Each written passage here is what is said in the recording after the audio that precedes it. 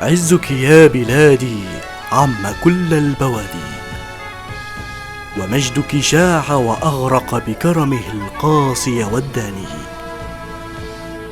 كنت وما زلت بلاد الخير والسلام والأمان، من سالف العصر وحتى الأوان. عمان قبل النهضة جنين عايش في رحم الأم في ظلام. عمان 2015 وعيدنا الوطني، تبارك الرحمن في نور وإجلال وتقدير. فخورة بأني عمانية.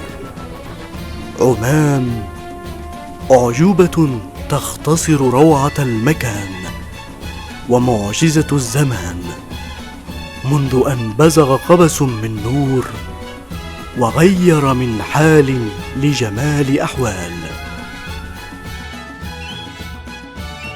عند استقبالنا لخبر عودة صاحب جلالة السلطان قابوس بن سعيد المعظم إلى أرض الوطن، كانت تغمرنا السعادة، وكان شعوري شعور كل مواطن عماني، شعور بالفرحة والبهجة والسرور، وحمدنا الله كثيرا على ذلك، ولكن كانت تعجز الكلمات والألسن أن تصف ذلك الشعور وتوفي حقه. 18 من نوفمبر طبعا ذكرى وطنية، كلنا جميعا صغيرنا وشبابنا وكبيرنا على انتظار لهذه المناسبة.